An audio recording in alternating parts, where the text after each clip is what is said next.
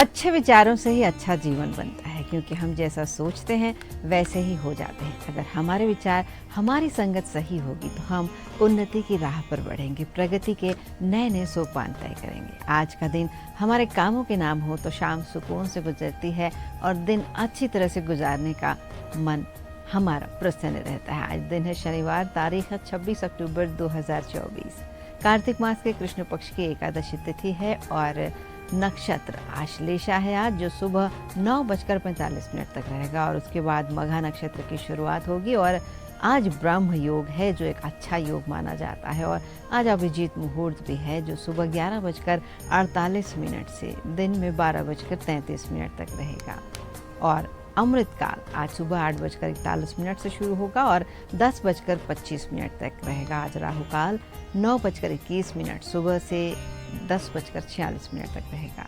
और गंडमूल नक्षत्र मघा सुबह 9:45 से है और कल 27 अक्टूबर दोपहर 12:24 तक रहेगा। सूर्य आज तुला राशि पर है और सुबह 9:45 तक चंद्रमा कर्क राशि पर है और उसके बाद सिंह राशि पर संचार करेंगे। और आपके साथ हूँ मैं नूपुर शर्मा। आप सभी को मेरा नमस्कार। और राशियों की बात करें तो ज्योतिष शास्त्र में हर राशि का अपना एक विशिष्ट गुण होता है। कुछ राशियां स्वाभाविक रूप से शांत होती हैं, अच्छी होती हैं, माफ़ कर देने वाली होती हैं, और वहीं कुछ राशियां ऐसी होती हैं जो दुश्मनों को कभी माफ़ नहीं करती। और इनके जातक से अगर कोई पंगा ले ले तो बाद में उसे अपनी गलती के लिए पछताना पड़ सकता है। जब इन राशियों के लोग किसी के प्रति बैर का, दुश्मनी का भाव बना लेते हैं अपने मन में, तो उसे हर स्थिति में मिटाने की कोशिश करते रहते हैं। तो आइए जानते हैं कि वो कौन सी राशियां हैं जिनसे दुश्मनी करना किसी के लिए भी बेहद खतरनाक साबित हो सकता है और जीवन में उन्हें हानि उठानी पड़ सकती है। तो सबसे पहली राशि है सिंह राशि। सिंह राशि राशि चक्र की 5वीं राशि है और इस राशि के लोग अपने स्वाभिमान को सबसे ज़्यादा महत्व देते हैं। इन्हें गुस्सा भी ज़्यादा आता है और अगर कोई इनकी गरिमा और स्वाभिमान को किसी भी प्रकार से ठेस पहुंचाता है तो ये उसे आसानी से कभी माफ़ नहीं करते। इनका आक्रामक और साहसी स्वभाव इन्हें दुश्मनों के खिलाफ मजबूती से खड़ा करता है, भले ही इन्हें अकेले ही क्यों न खड़े रहना पड़े। सिंह राशि के लोग अपने दुश्मनों को सबक सिखाने में विश्वास रखते हैं, फिर चाहे इसके लिए उन्हें कुछ भी क्यों न करना पड़े। इनके गुस्से से दुश्मन ही नहीं, इनके अपने और इनके दोस्त भी घबराते हैं। दूसरी राशि है कन्या राशि, जो राशि चक्र की 6वीं राशि है। कन्या राशि के लोग बहुत सूक्ष्मदर्शी होते हैं, हर बात को बड़ी गहराई से देखते हैं और किसी भी प्रकार की गलती या धोखे को बर्दाश्त नहीं कर पाते। अगर इनसे कोई पंगा लिया जाए तो ये खुद तो आपको सबक सिखाएंगे ही, साथ ही आसपास के लोगों को भी आपके खिलाफ खड़ा कर देंगे। इनकी तार्किक बुद्धि दुश्मनों के लिए सबसे खतरनाक हथियार साबित होती है, क्योंकि ये आपको वहां चोट पहुंचा सकती हैं जहां आपको सबसे अधिक दर्द होगा। और अगली राशि है वृश्चिक राशि, जो राशि चक्र की 8वीं राशि है। इस राशि के जातक बेहद जिद्दी और दृढ़ निश्चयी होते हैं। अगर कोई भी इनके साथ विश्वासघात करता है या इन्हें किसी प्रकार से धोखा देता है तो ये उसे कभी भी माफ़ नहीं करते। ऐसा करने वाला भले ही फिर इनका करीबी क्यों न हो, इनका प्रतिशोध लेने का स्वभाव दुश्मनों के लिए बहुत खतरनाक साबित होता है। इस राशि वाले दुश्मनी निभाने में कोई कसर नहीं छोड़ते, इसलिए वृश्चिक राशि के लोगों से अगर आप दुश्मनी मोल ना लें तो ही आपके लिए फायदेमंद होगा। और अब बात करते हैं राशि चक्र की 10वीं राशि यानी मकर राशि की। मकर राशि के लोग अगर आपके आसपास हैं तो जान लीजिए कि वे बेहद महत्वाकांक्षी और कठोर होते हैं। किसी भी स्थिति में अपने सम्मान को कम होता हुआ ये लोग नहीं देख सकते। अगर कोई इनके रास्ते में आता है या इनके साथ छल कपट करता है तो ये बेहद आक्रामक हो जाते हैं और अपने पराये का कोई ख्याल नहीं करते। मकर राशि के लोग अपने दुश्मनों को सबक सिखाने के लिए रणनीतियाँ बनाते हुए आपको दिख सकते हैं। इनसे दुश्मनी मोल लेकर हर किसी को पछताना पड़ सकता है और चाहे आज कल या परसों कभी भी इन्हें जवाब क्यों न देना पड़े, लेकिन अगर ऐसी कोई बात है तो ये उसका जवाब जरूर देते हैं। इसलिए मकर राशि के लोगों के स्वभाव से आप जरूर सावधान रहें। ये 4 राशियां वो हैं जिनसे पंगा लेना किसी के लिए भी जोखिम भरा साबित हो सकता है। इनके अंदर कुछ ऐसे गुण पाए जाते हैं जो दुश्मनों के लिए घातक साबित होते हैं और अगर इन राशियों के संपर्क में हैं तो ज़रूर संभल कर व्यवहार करें। और अगर आप स्वयं इन 4 में से किसी एक राशि के हैं तो अपने स्वभाव को थोड़ा सा लचीला बनाने की कोशिश ज़रूर करें। जीवन में कई बार ऐसा होता है कि कुछ चीज़ें कितनी अच्छी देखकर क्यों न लाई जाएं, लेकिन आते ही वो ख़राब हो जाती हैं। यदि आपके साथ भी ऐसा कुछ घट रहा है तो आपको हमेशा दिन के हिसाब से चीज़ों की खरीदारी करनी चाहिए। और त्योहारों का समय तो आ ही रहा है, तो ये ज़रूर जान लें कि सनातन परंपरा में हर दिन का एक विशेष महत्व है और प्रत्येक दिन किसी न किसी देवता या ग्रह से संबंधित है। इसीलिए ग्रह या देवता विशेष की पूजा, शुभ फलों की प्राप्ति के लिए उनसे संबंधित दिन साधना आराधना की जानी चाहिए। और ख़रीदारी के लिए किस चीज़ के लिए कौन सा दिन निर्धारित है, चलिए इस पर भी थोड़ी सी बात करते हैं। सप्ताह के 7 दिन होते हैं, तो ऐसी खरीद करिए, ऐसी चीज़ें उस दिन घर में लाइए जो उस दिन के लिए शुभ हों। आपको परेशानियां न उठानी पड़े, सामान जल्दी ख़राब ना हो, चोरी ना हो, और ये सब चीज़ें दिन के हिसाब से बहुत अच्छी रहती हैं। सबसे पहले आता है सप्ताह का पहला दिन रविवार। तो रविवार का दिन भगवान सूर्यदेव का दिन होता है, ये हम सभी जानते हैं। और रविवार के दिन वाहन, अस्त्र शस्त्र, गेहूँ, लाल वस्तुएं, पर्स, कैंची, पशु, इन सब के लिए खरीदारी करना बहुत शुभ माना गया है। यदि कोई नया वस्त्र धारण करना चाहते हैं तो भी इस दिन उसे पहन सकते हैं। और जब भी कोई नया वस्त्र धारण करते हैं तो आप दही का ध्यान करके पहने या दही खाकर उसे पहने। अब बात आती है सोमवार के दिन, जो चंद्रदेव का दिन है। इस दिन के लिए आप नए वस्त्र आज के दिन भी आप खरीद सकते हैं, पहन सकते हैं, इनकी तैयारी कर सकते हैं। मंगलवार के दिन भूमिपुत्र मंगलदेव की पूजा की जाती है और मंगलवार के स्वामी मंगलदेव हैं, ऐसे में इस दिन भूमि, भवन और संपत्ति से जुड़ी खरीद के लिए शुभ होता है। मंगलवार के दिन भूमि खोदने का काम करने से ज़रूर बचना चाहिए और इस दिन दूध से बनी चीज़ें, लकड़ी, चमड़ा, शराब जैसी चीज़ें खरीदना नहीं चाहिए। और मंगलवार के दिन भूल कर भी किसी से कर्ज लेना नहीं चाहिए, बल्कि यदि आप पर कोई कर्ज हो तो उसे इस दिन लौटाने की शुरुआत करनी चाहिए। अब बात करते हैं बुधवार की। बुध के स्वामी बुध ग्रह हैं, बुध देवता हैं और बुधवार के दिन घर का निर्माण कार्य करना, बैंक से संबंधित कामकाज करना, नए कपड़े पहनना, शेयर मार्केट का काम, और अगर किसी से धन उधार लेना है तो भी बुधवार का दिन आपके लिए शुभ होगा।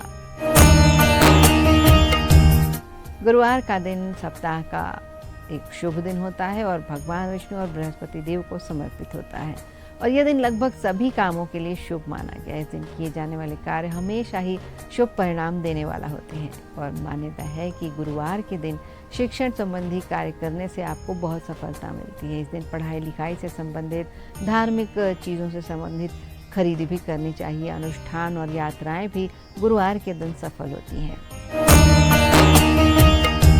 अब सप्ताह के 6वें दिन शुक्रवार की बात कर लेते हैं। ये दिन भी लगभग सभी कामों के लिए शुभ माना गया है। माता लक्ष्मी का दिन होता है, माता पार्वती, संतोषी माताओं का दिन होता है और नए कपड़े पहनने के लिए भी ये दिन उत्तम है और कला, संगीत, सौंदर्य, ऐश्वर्य से जुड़ी चीज़ों को खरीदने के लिए, इनकी साधना करने के लिए भी शुक्रवार का दिन शुभ है।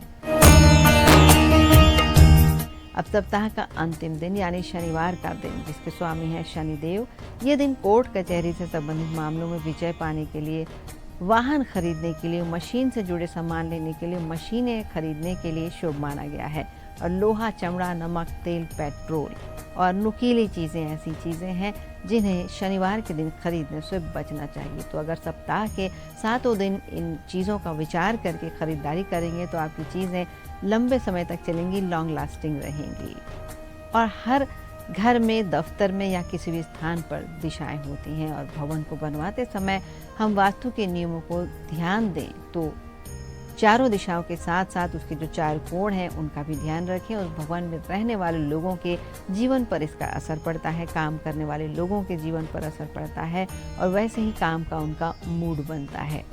दिशा संबंधी बोध, दोष जो होते हैं कई बार बहुत नुकसानदायक हो जाते हैं, जिससे लोगों के रिश्ते नाते खराब हो जाते हैं, सेहत खराब हो जाती है, करियर और सुख संपत्ति, शांति, इन सब पर भी बुरा असर पड़ता है। और कई बार तो यदि कार्यालय है तो पूरा का पूरा ऑफिस ही बंद हो जाता है किसी वास्तु दोष के कारण।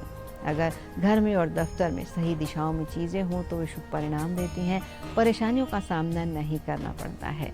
तो पूर्व दिशा जो होती है उसमें बहुत सारे वास्तु दोषों का ध्यान रखने की ज़रूरत होती है।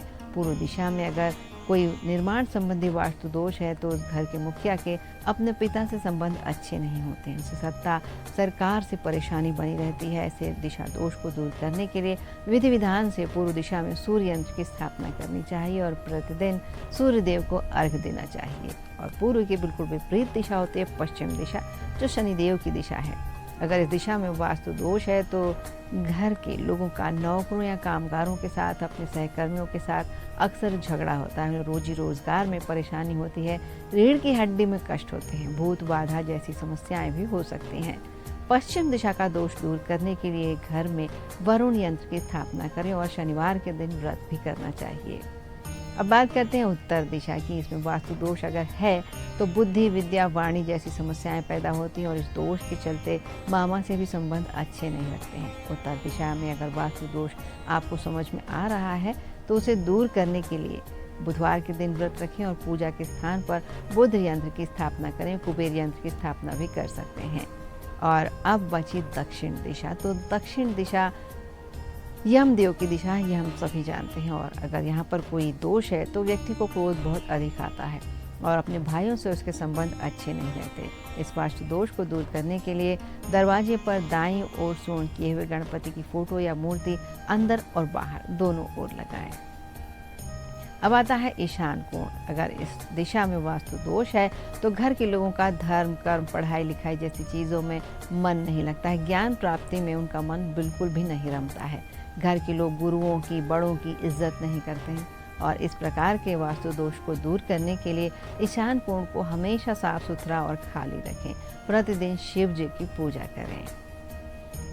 आग्नेय कोण एक और दिशा है। इस दोष में अगर कोई खराबी है, परेशानी है तो दाम्पत्य सुख में बाधा आती है, प्रेम में असफलता मिलती है, बार बार रिश्ते बनते हैं और टूट जाते हैं, वाहन से अपने कष्ट मिलता है। इस वास्तु दोष को दूर करने के लिए घर के दरवाजे के आगे पीछे वास्तु दोष नाशक हरे रंग के गणपति की फोटो या मूर्ति लगाएं और प्रतिदिन उनकी पूजा करें। अगली दिशा है वायव्य दिशा या वायव्य दिशा का कोण। इसके वास्तु दोष को दूर करने के लिए व्यक्ति के अपने माता पिता से संबंध अच्छे नहीं होते हैं, खासकर माता से संबंध अच्छे नहीं होते हैं। और वायव्य दिशा में कोई परेशानी है, मानसिक परेशानियां बनी रहती हैं। और इस वास्तु दोष को दूर करने के लिए पूजा घर में चंद्र यंत्र की स्थापना करनी चाहिए, क्योंकि इस दिशा के स्वामी चंद्र देव होते हैं और चंद्र देव के मंत्रों का जाप करना चाहिए। नैऋत्य कोण के वास्तु दोष के कारण व्यक्ति के अपने नाना पक्ष या दादा पक्ष के साथ संबंध अच्छे नहीं रहते हैं, उसमें अहंकार की भावना बढ़ती है। और ऐसे वास्तु दोष को दूर करने के लिए पूजा स्थान पर राहु यंत्र की स्थापना करके प्रतिदिन उसकी पूजा करनी चाहिए, विधि विधान से पूजा करनी चाहिए। वास्तु के इन नियमों का पालन करके हम माता लक्ष्मी को प्रसन्न कर सकते हैं। और चूंकि दिवाली आ रही है तो ये ज़रूरी बनता है कि माता लक्ष्मी हम पर मेहरबान रहे। माता लक्ष्मी उसी घर में प्रवेश करती हैं जहाँ साफ सफाई हो, इसलिए नियमित रूप से अपने घर की साफ सफाई पर ध्यान देना चाहिए। ऐसा करना हमारे स्वास्थ्य के लिए तो बेहतर है ही, हमारे धन आगमन के लिए, माता लक्ष्मी की प्रसन्नता के लिए भी सही है। वास्तु के अनुसार अगर घर बनवा रहे हैं तो इस बात का ध्यान रखना चाहिए कि घर में पर्याप्त रोशनी आए, पर्याप्त उजाला आए। लेकिन अगर किसी कारणवश घर में पूरी रोशनी नहीं आ पा रही है तो उगते सूर्य की एक तस्वीर अपने घर की पूर्व दिशा में लगा देनी चाहिए। ऐसा करने से भाग्य का साथ मिलने लगता है और जीवन में सुख समृद्धि आने लगती है। और कोई भी ऐसा फर्नीचर ना लें जो तिकोने आकार का हो, टेढ़ा मेढ़ा हो, जिसकी लकड़ी अच्छी ना हो, और इससे भी वास्तु दोष उत्पन्न होता है और हमें कामों में, धन में हानि हो सकती है। और अगर हमारे घर की छत पर कोई कूड़ा जमा है तो इस दिवाली उसे भी दूर कर दें, सफाई रखें। अपनी छत को भी जितना साफ रखेंगे जीवन में उतनी ही समृद्धि और स्वास्थ्य मिलेगा आपको। और सप्ताह में कम से 1 या 2 बार छत की सफाई ज़रूर करें। घर में जूते चप्पलों को सही ढंग से रखें, दरवाजे के सामने इनको बिल्कुल भी न रखें, नहीं तो माता लक्ष्मी के आने का मार्ग अवरुद्ध होता है और वास्तु दोष तो उत्पन्न होता ही है। जूते चप्पलों को रखने के लिए एक ही स्थान बनाएं, वहीं पर पूरे घर के लोगों के जूते चप्पलों को रखें और इन्हें पहनकर घर के अंदर बिल्कुल ना आए। बाहर के जूते चप्पल अलग रखें और घर के जूते चप्पल अलग रखें और इन पर किसी की सीधी नज़र ना पड़े तो ये सबसे अच्छी बात होगी। और अगर चाहते हैं कि घर में धन की बरकत होती रहे तो किचन में बर्तन में पानी भर कर रखें। हो सके तो एक तांबे के बर्तन में पानी भरकर आप रखें और रोज़ाना इस पानी को बदलते रहें। माता लक्ष्मी को प्रसन्न करने के लिए घर में तुलसी का पौधा भी ज़रूर होना चाहिए और इस बात का ध्यान रखें कि नियमित रूप से इस पौधे को पानी दें, इसकी देखभाल करें और एकादशी, पूर्णिमा, रविवार के दिन इसके पत्तों को ना तोड़ें तो सबसे ज़्यादा अच्छी बात होगी। और हर दिन सुबह और शाम उसको प्रणाम करें, इसकी दिया बाती करें और जब भी आप इसकी पत्तियां तोड़ते हैं तो माता को एक बार प्रणाम करें और किस उद्देश्य के लिए आप उनके पत्ते ले रहे हैं इसका ध्यान रखकर तुलसी का पत्ता तोड़ें। और कार्तिक मास में कोशिश करें कि आप ज़्यादा से ज़्यादा तुलसी के पौधे रोपें और लोगों को बांटें। और इस बात के साथ ही अपना और अपनों का ख्याल रखिए और आज के भाग्योदय से मुझे यह अनुमति दीजिए। भाग्योदय के सभी दर्शकों को नूपुर शर्मा का नमस्कार और मंगलमय दिन की ढेर सारी शुभकामनाएं।